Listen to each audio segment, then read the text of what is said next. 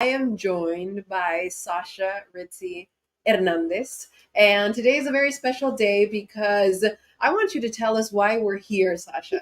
Now, for you that don't know, Sasha and I are both products of the Oakland Unified School District because we both went to school in Oakland. I was born and raised in Oakland. I was born in San Francisco, but I always say I'm from Oakland.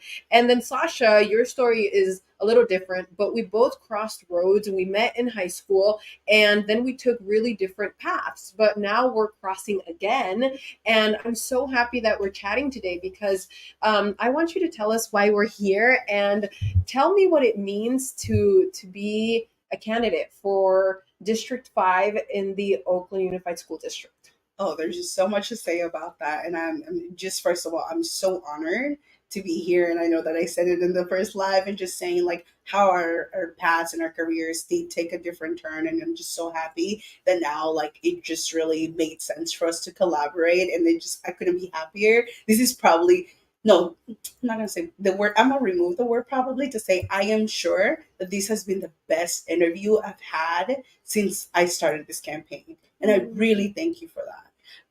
But yeah, let's get down to business. I'll tell you that there were multiple reasons why I decided to run, but one of the reasons specifically was that a few months prior to um, the first election in 2022, my wife was actually working for the Repression of Black Students campaign. And unfortunately, we started to see the decline in investment in our Black students.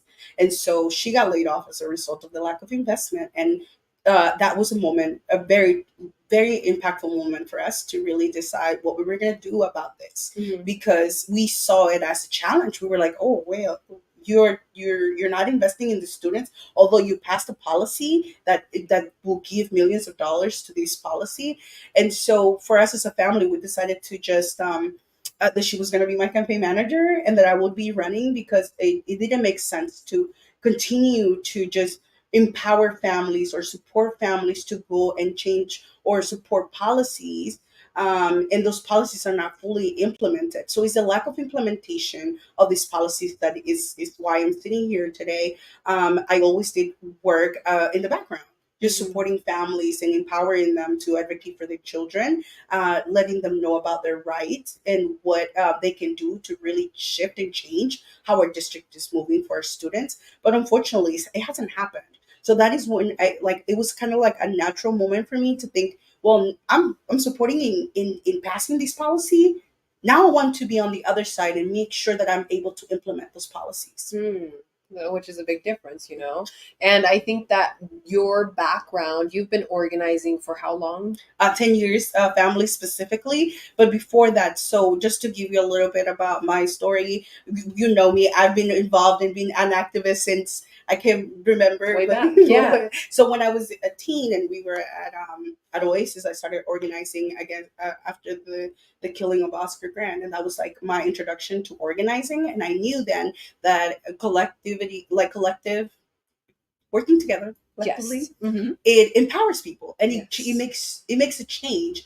And I think that together that was the one of the biggest lessons, because for a long time being undocumented and seeing violence in my community, I felt like, oh, I don't know what to do. And organizing was that piece that moved me to say, oh, we can build power with people and we can shift and change this. So I've been doing some organizing around police brutality, immigration, because obviously that was really close to my heart as an undocumented student. And then I went on to be a parent organizer. And I wanted to be a parent organizer specifically because when I came to this country at 12 years old, I had to become my parents' advocate. I had to be their translator, their interpreter. I had to be like the resource center that helped my family together to be able to navigate the education system. Yeah. And so for me, I felt like if I can translate this to my job, where I can be committed, loving, and caring of other families, like that is the perfect job for me. And I found that through organizing a family specifically. That which is amazing because what you do, it really makes an impact. And sometimes people think like my kids go to school, and as long as they're going to school, as long as they're getting good grades, then I don't really need to be involved, or it doesn't really matter whether I go to a parent in teacher meetings, or whether I join a open house or whatever it is, right? But it's so important that parents get involved, because really it makes the biggest difference. I know that you and I can both say that maybe we had a lot of hardships to actually go to college and to graduate and everything, and to continue learning even after college. And it's been very difficult. If we talk about challenges, we can go the whole night talking about all the hardships and all the challenges that we've had to face. And like even for us, you came to the US. How old were you? I was 12 years old. You were 12 years old. Even though I was born here, it's not the same to be born, like to learn like English is our second language. And so there's so many students that just because they're born in the US, English is their second language. And we have so many difficulties when we're in school, when we're growing up, with insecurities, with just not feeling like we're enough, or not feeling like we can actually accomplish something. And like sometimes people tell me, like, where, like they tell me that my Spanish is good. Yeah, it's good, but and they say, oh, and you speak English like really well, you were born here, you speak it perfectly. No, I do not. I personally don't think I do. But those are sometimes the insecurities that are in our head. And so it's so important that we are giving parents the resources so that they can make better decisions for their kids, and so that their kids can actually succeed. And we were just talking about this in Spanish, but you were telling me that 75% of kids in the district that you're representing, or that you would be representing, and that you're running for, are 75% are Latinos, are exactly identify as Latinos. And tell me, what are some of the issues, or what would you be advocating for, or what policies would you be helping to implement, if you are and when you are chosen? Oh, yes, absolutely. So, one of the very first things that I want to do is to focus on safety, Okay. because that is a challenge. But before I go into the challenges, I do want to say that it is true. It is one of the things that is important for us to make visible, is that being an English language learner, which is like 50% of our district as a whole, is a challenge. I feel inadequate sometimes because I'm an English language learner. And so when I'm speaking, I'm just like, I've been catching myself. So it's important to acknowledge that, because being in this position has been very difficult, and having to navigate spaces. So thank you so much for opening even that conversation. But yeah, I think one of the very important aspects of my role when I become a board member will be focusing on safety. That is something that's been challenging, especially in the last few months here in Oakland. So I want to make sure that we're not only just looking at the classroom and how we can make this very safe space for our students, but also our communities, because our students are walking to the schools. So I want to make sure that we have conversations. So I'm an organizer. So one of the things that I'm bringing to the table that is going to be a little bit different, from some of the other figures in the board, is that I want to ensure that community engagement is a really important piece of our culture. Okay. Because right now it feels like families are coming to speak to board members, which I've done in multiple occasions, but it's always we're talking to them, and then we have like a 1 minute, like, and then they say next, and it doesn't feel good. I feel like we need to shift the culture. We need to make sure that we are listening to our families. And so around safety, I've heard from so many different people in our community that they don't feel safe with the police being in our schools. And so we need to ensure that we are listening to the community to see what changes can we make that are not going to be traumatizing for our students, or that are going to create a more this is my challenge. I really don't want to create a prison like space, right? Exactly. Where that reinforces this idea of the school to prison pipeline, and I don't want to replicate that. So I think culture keepers, making sure that we're listening to our community, restorative justice, things that will prevent violence, rather than having the police come back to our schools, because as of right now we don't have a contract with them. And I don't want to see that happen. So I will be pushing for the full implementation of the George Floyd resolution, to ensure that we are listening to our families for what safety should look like for them. And this is something that was adopted and passed by the board. a couple of years ago, and that it hasn't been implemented to its full potential.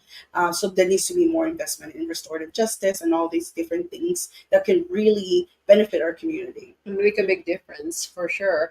And that's the thing, that a lot of these problems are being presented, but then they're not actually being implemented, right? Mhm. That's the big problem. And the thing is that so many times there are the people that want the decisions to be made, and then there are the decision makers, and sometimes those decision makers we don't identify with, or sometimes they're just making decisions based on numbers, on data, but they don't really know the experience of the person or the individual who's going through the situation. And so it's so important that, we are represented by somebody who has, what it's like to be in a country where English is your second language. You know what it's like to go to school and maybe not feel safe because you've been in the school in the Oakland Unified School District. We were both part of the school. And talk to me about, I want to know what, for parents that don't know what District 5 is or what it covers, tell us what it covers or where it's from, like all those details. Because, for example, I live near 73rd, so I'm District 6. So you all know, I know now. But if you're in District 5, what does that mean? What does it cover? Oh, it covers, so at the area, I mean, I will give you like vague areas, but like the end of the like 23rd area, because it covers Manzanita Seed and Manzanita Community, which are in that area, and then all the way to like 53rd. So actually that way, I keep saying that way, and then south, all the way south, where you would touch Omega, and then all the way north in the areas, specifically Glenview. So one of our schools is Anna Brewer. Okay. So that area, Okay. that is a little bit more. So it's a lot of schools, and honestly, like the decisions that are being made are so important. And tell us what happens after November 7th for people that don't know. Like, say everything, okay, it's November 8th, and what happens when, like, say for example, you were to get elected? What's going to change, or what should parents know if they vote for you? Yeah, so I am very hopeful. I am very hopeful, and to be honest, one of the things that I want our families to know is that I will listen. I feel like, and in this trial, I realized that a lot of people expect board members to know everything and to make every decision. But the reality is that I will make the decisions based on the voices of others. I want to ensure that families' voices are part of my decision making process. The students are part of that decision making process. So um, I'm making a lot of time to just listen. And that was one of the reasons why our campaign took a little bit more time, to just be very specific on the issues, because the reality is that there are a lot of different issues that currently exist in OUSD. But my commitment to families is that I'm going to remain accessible, and I have done this from the beginning. You can find my website that is in different languages, so our families can always connect with us. My phone number and my email are also available. So if any families wants to get access to me, it is totally possible. Whereas I've seen, that in other areas we're looking at our representatives and they're not necessarily from our community or are as accessible or reachable, or they're just making decision out of their own experiences. And I want to walk away from that for a real robust community engagement, because I feel like if we are able to regain the trust of our families, we can get more students to come back to Oakland schools, because we also have this challenge of an increased number of charter schools. Mm-hmm. And what does that mean? Because when I think about charter schools, honestly, I'll tell you right now, I went to a charter school. I went to a charter high school. I was going to Skyline High School, and my mom switched me because my sister started going to a charter high school, and she said, well, I don't want to be driving to two schools. I'm just going to drive the both of you to that school. But when I think of a charter school, I don't even know, like, what comes to my mind is something smaller, maybe a little bit more private, I guess, but it's not a private school. But tell me what it means. And why are there so many charter schools in Oakland? So basically, a charter school, it is a is a publicly ran, publicly funded, privately ran. So we are in a space where we have funds that are coming from our public education going into our charter schools, and that definitely leaves us with less resources, which Okay. is a challenge within itself. We are losing our students, so our enrollment is decreasing, which creates also a deficit and just getting less uh, funding Funding. Yeah. as a result of the um, the lack of enrollment. And so that is one of the things that I want to shift. I want to make sure that at early age we're starting to encourage our families to bring their students to public education. And then the other challenge is also that I've been asked this question many times at their public schools, and the realities that they operate under.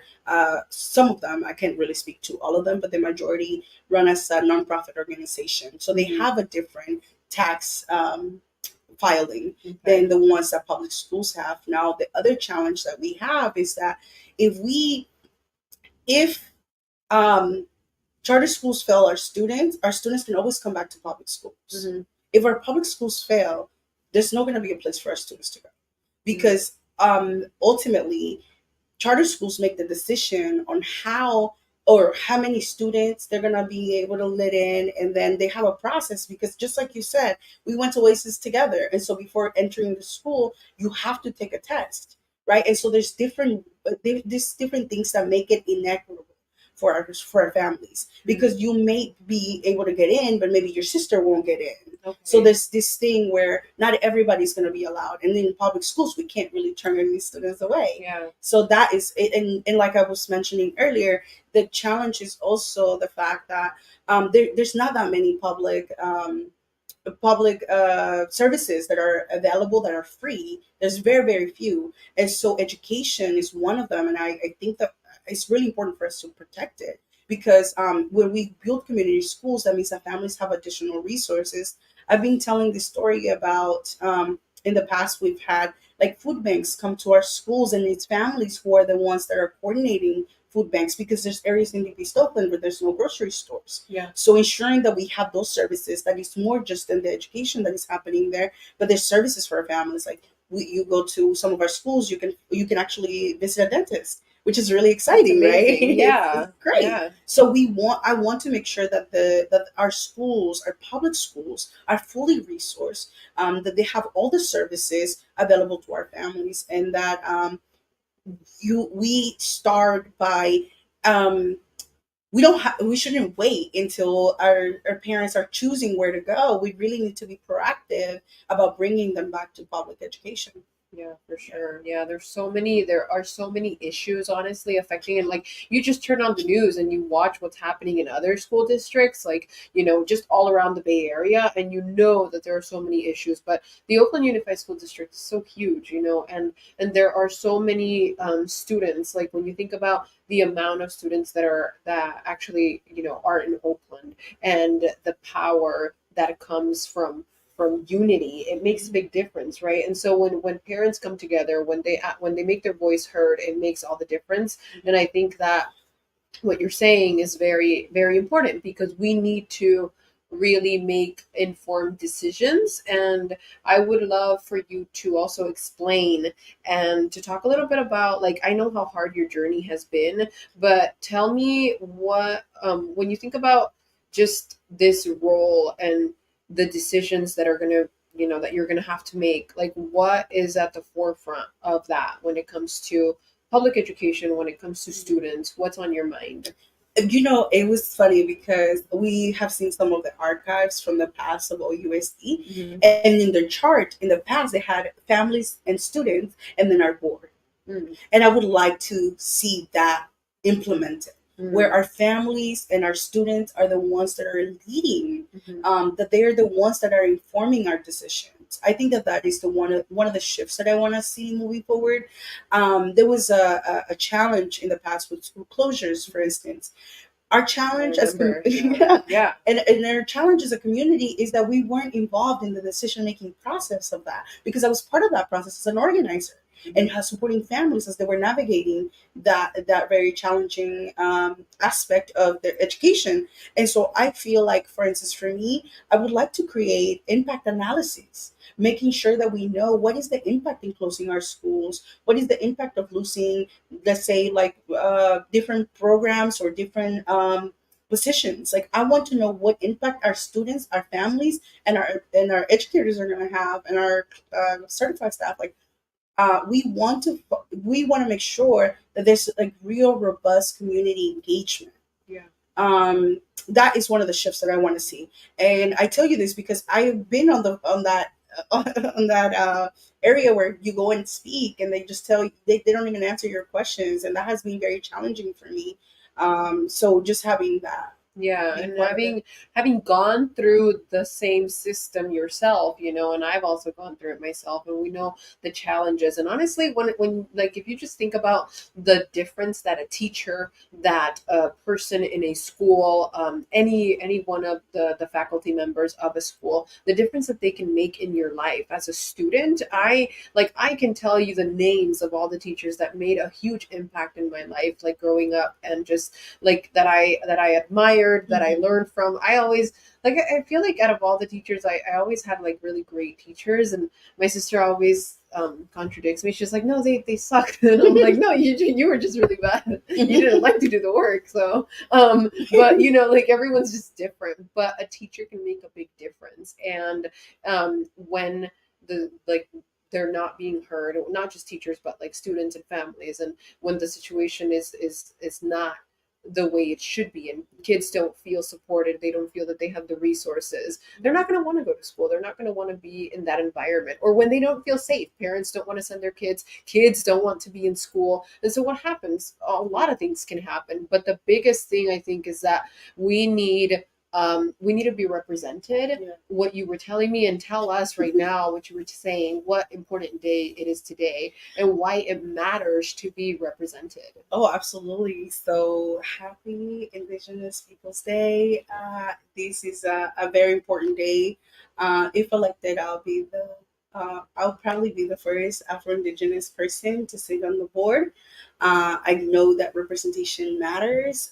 We have a lot of kids from Guerrero. I'm actually invited to some of the newcomer program classes this week, where I'll be speaking to kids from Guerrero. And one message that I want to send very loud and clear is that um, we are a welcoming district, and we're seeing a really high number of Indigenous communities coming to Oakland, and that has been very exciting for me. Um, just knowing that part of my community is here, and that we can be represented, and that our voices are going to be lifted is super important for me. um, yeah, this will be a great opportunity for many reasons, and I know that I share with you just the challenges around like Latinas being one of the groups that is graduating with a higher education the least, and so having 75% of our students in District 5 identify as Latinx, it will be really important for us to create pathways early on for our students to see themselves in college and be ready for college, because 50% of them are not ready. Yeah. And probably you and I were some part of that statistic, not being ready for college and taking longer to be able to graduate. So I want to shift that and shift the narrative. And I want to make sure that the money that we're spending really gives us the results that we're looking for. We need better academic outcomes. And I know that we have the money to be able to do so, but we got to be very clear about what those programs look like. I want to make sure that we are evaluating the things that are not working, that are working, and the ones that are not working, so we can shift and change accordingly. That is going to be a really big moment for us to be able to do that. I love that. Yeah, I love that. And I love hearing this because honestly, if for those of you that don't know Sasha, like you said, you have a lot of experience in parent organizing, but that makes the biggest difference when you think of what I know, for example, like I always like going to school. Now, you know, going to school doesn't necessarily mean, oh my God, you're going to be a successful human being, but having an education makes a big difference in who you are as a person. It makes a big difference on your decision making, even when it comes to like the smallest of things, even when it comes to so many different situations and things that decisions that you make in life. And so it is important that we elect, or that we are, being heard. And when someone is putting their problems out there, and the person making those decisions is someone who, like we said earlier, is somebody that's just making decisions just to make them, or that really understand what the people that have the problems are going through. Then sometimes they're just decisions that are, it's like, oh, let me just make this for, like, so that I can put that it was solved, or that I can keep it moving, go to the next problem. But are you really taking the time to acknowledge, to hear, like what you said? You want to take the time to listen. Listening is so important. And I think that there are so many issues, and, like, what you just said, you want to make sure that they're implemented, which makes a big difference. And I, as a parent, I know that pretty soon, my daughter is 1 right now, but pretty soon she'll go into this school district. And because I don't plan on moving from Oakland, and so I want to make sure that, the decisions that are being made, that it's from people that who I also know, that I feel represented, and it's not just somebody that doesn't know anything of my experience, of my life, of my role. I want it to be somebody who understands what I'm going through, or what I've been through. And that's what I see when I think about Sasha, when I hear about your struggles, and when I hear of how far you've come. And so what else, like, I know that there are so many questions, but I'm looking forward to November 7. I'm not in District 5, but if you are in District 5, I think that you have important decisions to make. And it's great to know that somebody, an Indigenous woman, seeking, and, you went after higher education. You didn't stay with just a high school diploma. And that's what we want for all of our kids. And honestly, when we think of our children, like, parents and their participation make all the difference. And so we want to make sure that these parents aren't just speaking and saying those problems, but that they're being heard. Because after a while, when you see that you're raising your voice but you're not being heard, you give up. You get tired, which I'm sure that many parents have dealt with the situation. So it's beautiful to see that, hey, maybe I'll speak up, and somebody is going to hear my problem. Somebody is going to solve what my kids are going through, what I'm going through as a parent.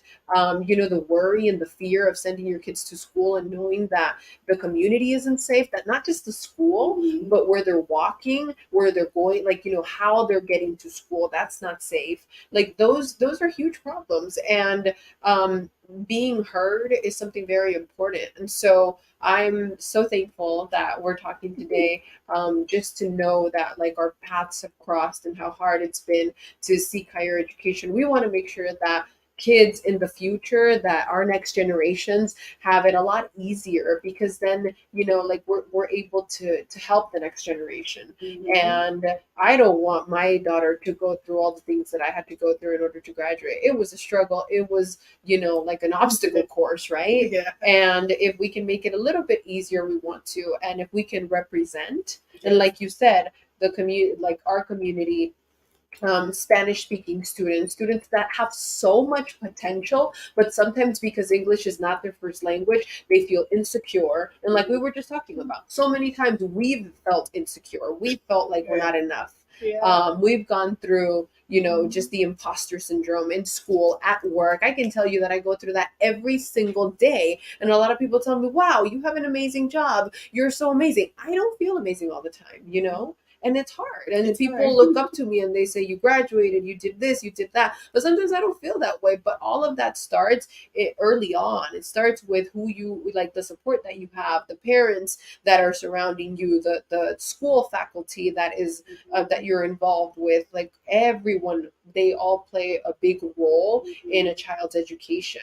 And if we can get those problems presented and also solved, it makes the biggest difference. Yes, and one of the things that I wanted to mention was that I'm a coalition coordinator. Like, that is what I'm doing right now. And one of the beautiful things that I learned through this position is that we are not able to do these things by ourselves. Mm. It really takes a village. So one of the things that I'm doing is to ensure that I build strong partnerships, Yep. strong relationships. Everybody that that is endorsing my campaign, one of the things that I've been made very, very clear, this isn't just about Sasha. This is about quality education. So we'll continue to fight beyond this campaign. I am really looking forward to connecting with different people that have already had an opportunity to talk and that are already doing great work in the district, and that we can amplify that.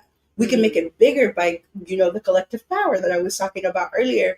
And then one other thing that I just wanted to mention, and give our students more opportunities to broaden their vision, because again, not everybody's going to like college. Not everybody's going to go to college. That's okay. And that is okay. We need to be comfortable with that, but we also have to create pathways for our students to have other options. And one of the things that I'm learning is trades. There are a lot of unions here. You can become a plumber, you can become a welder, and we need to really implement these programs to ensure that our students know that there's other jobs out there, because we need our students to build our schools. We need our students to come and fix our schools, to be part of the community, for those jobs to stay here in Oakland. And that's one of the things that I'm really passionate about, just working with the different trades, with the different unions, so that our students can see themselves in the future in one of the, like our carpenter. Like there's so many options. So many. So college shouldn't be the one end goal. Like I feel like there's so many other opportunities, and we're just not making our students aware of those opportunities. And we want to inform people. And that is the challenge with OUSD, and that has been for a long time, is that information is not always available. And that's why my wife and I have made it a point to really create spaces for people to learn more about what's going on. And I want to continue to build the space. We are actually going to launch a campaign called Love, Lifting Our Voices for Equity, in which we're going to tell the stories of our community. Like I said, this is the best interview that I've had since my first day running. And it has a lot to do with being able to tell your story from your own voice and building that confidence. And I want to do that throughout our district, to lift these voices that haven't always been heard. So acknowledging our indigenous people today and my community is super important, because we want to continue to uplift those voices. I want representation to be real. I want inclusivity to be real. We want to make sure that our students not only feel safe, but they feel also included. And that's something that I didn't feel growing up. And I want to shift that. I want to shift the culture, not just the specific things, but the culture of how we see each other, how we communicate with each other, build partnerships, build collective power. Yep. That is what I'm here to uplift. That's what I want to do. I am very passionate about education, and I met my best friend in education. I met my wife in education, and I just have a long history of making important, loving relationships at school, because that I always wanted to be a safe space for me, because I love learning and I want to continue to learn. So when people ask me about my candidacy, there's so much to learn, but I'm also a really dedicated student, and I'm willing to do the work, because if the challenges are around something specific, I will go to the source. I will go to the people who are the most impacted.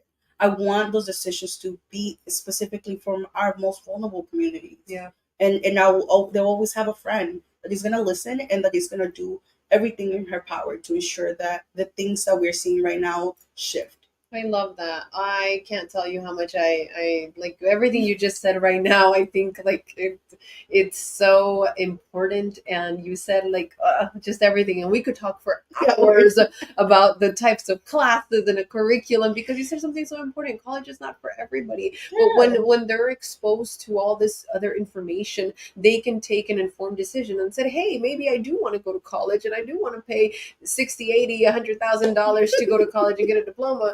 Hey, it's super expensive for that piece of paper, but maybe some kids do want to do that, but maybe there are some kids that don't. And instead of going down a different path, they can take that path, but they don't know. If they don't know, then they don't know. Education is so expensive, so I'm glad that you brought that up. I'm just about to start paying my student loans. My first bill is going to be so expensive, but the reason why I'm already paying mine. Oh my god, yeah. That's why I was telling you about the trades, because they actually pay, like some of the trades paid for students to go through their education. Imagine. Yes. So with the dues that comes from the members, they pay for an education, so that way you don't get wrapped up in And this that's scheme of exactly. student Exactly. loans. And that is a whole different topic that I would love to talk with you about. And this might just become a weekly show because we have to wrap.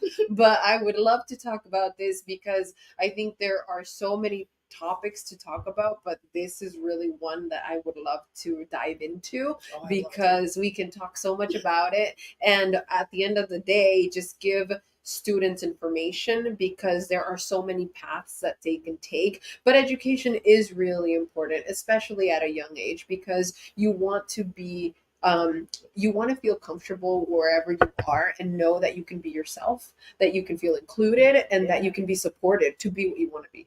And I think that's important, and to take the path that you want to take. And so thank you so much for for this opportunity, for chatting with us today, for chatting with me. And where can we find out more information? Sasha number 4 Oakland.com.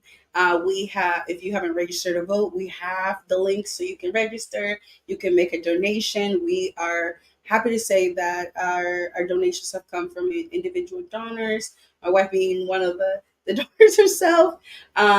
We also have information available for people if they want to volunteer.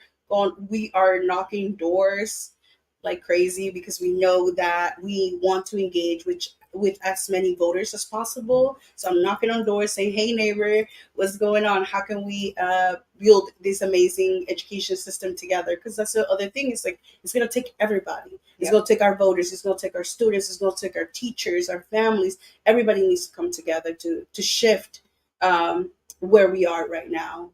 I love that. Thank you so much. And I think we're going to do another live in the next couple of weeks, just answering some questions and just kind of continuing the conversation as we reach or as we get closer to November 7th. But that is the date, a very important one. And you said starting October 28th. Yeah, starting October 28th, the voting center will be open at the College Now, which is one of our District 5 schools.